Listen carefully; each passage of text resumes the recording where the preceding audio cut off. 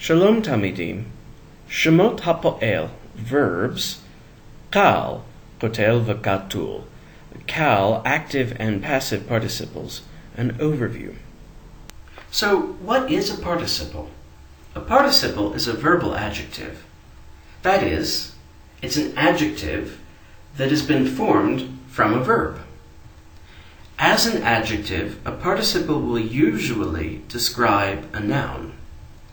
It may be attributive, like a good man, predicative, a man is good, or substantival, the good one.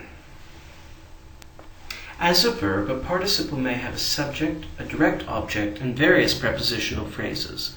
Take the sentence, "The man giving his son a present in the park is my friend." The man is the head noun. The person doing the giving, the person whom the participle giving is modifying. The present is the direct object, the thing being given. The son is the indirect object, and in the park describes yet more about where this is happening.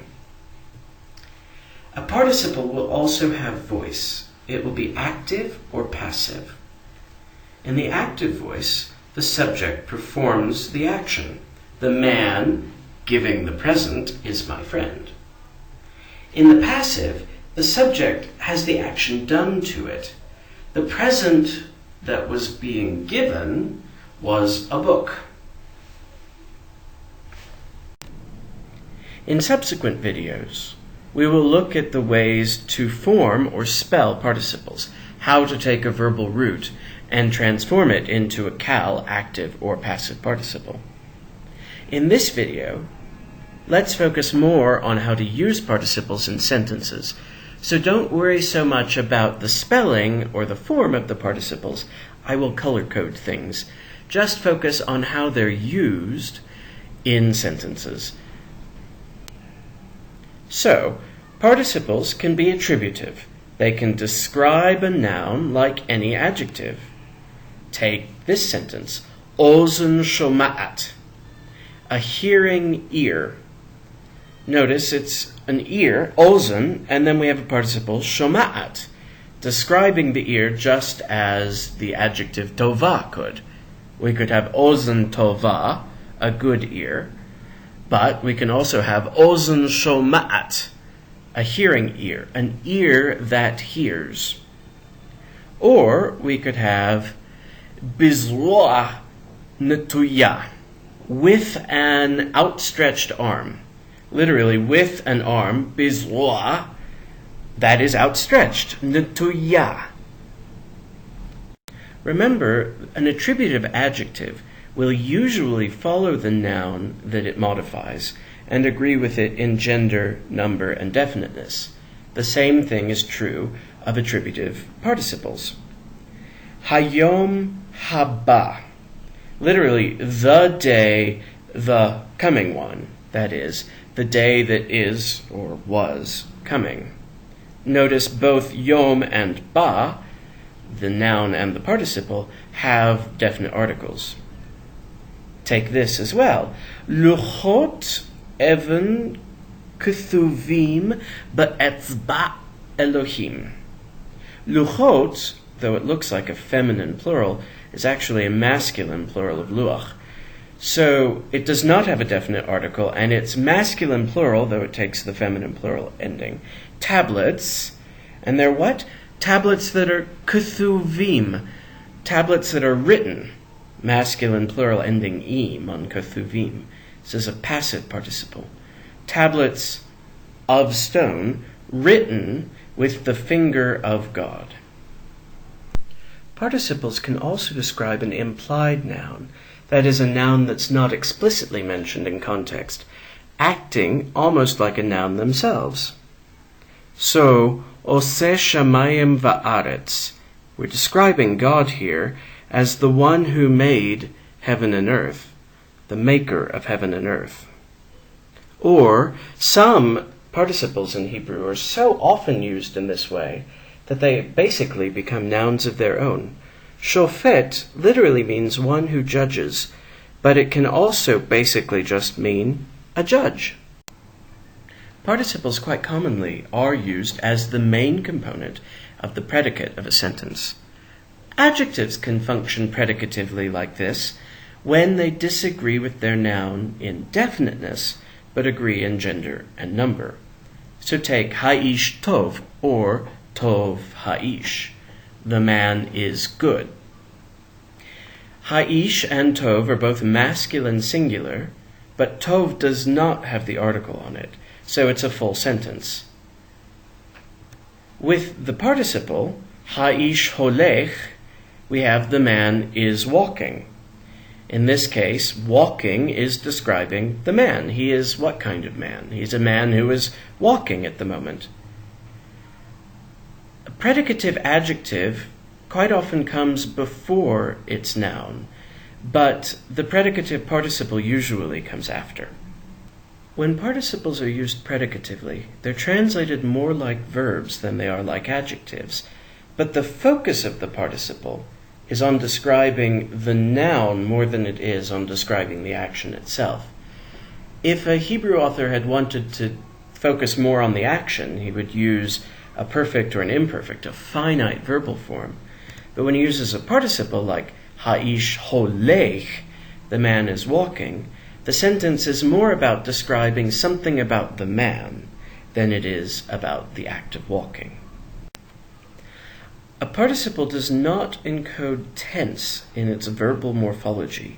That is to say, in regular English, participles don't automatically tell us anything specific about when the action happens. Active participles tend to depict ongoing, repeated, or habitual actions, but we can't tell whether they are in the past, present, or future. So, ha'ish holech could be translated into English, the man was walking, the man is walking, or the man will be walking.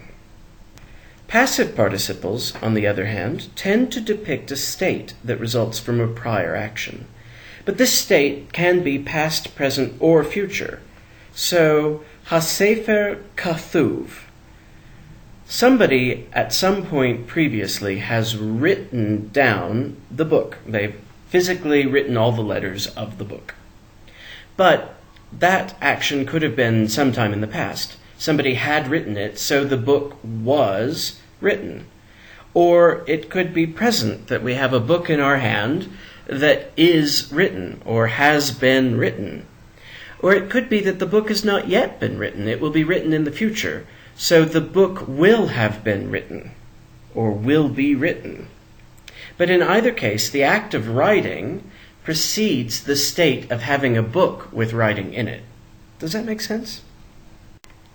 Now, the way to tell when the action the participle describes happened is by looking at the context. Here's an example from Genesis 2. V'nahar yotze me'eden. Now, this is past tense. We know it partly because it's in a narrative context. The narrator is telling us something about how things were like in Eden. Of course, when the narrator was telling us, we were no longer in Eden, so it's past tense. A river was flowing, yotze me'eden, from the Garden of Eden. Or take this one. Anochi borachat. Hagar says this about herself while she is fleeing. This implies that her participle is some sort of present thing. I am fleeing. Anochi borachat. In both cases, however, we only know based on the context, whether it was past time or present. When somebody is saying something about what they are doing at the moment, chances are it's present. When a narrator is describing how things used to be, then the participle should be translated as a past tense. But there is nothing inherent in these participles that tells us whether they were past, present, or future.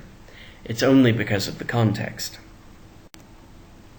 Now, a form of haya, the verb to be, can be used to make the time reference a bit more explicit.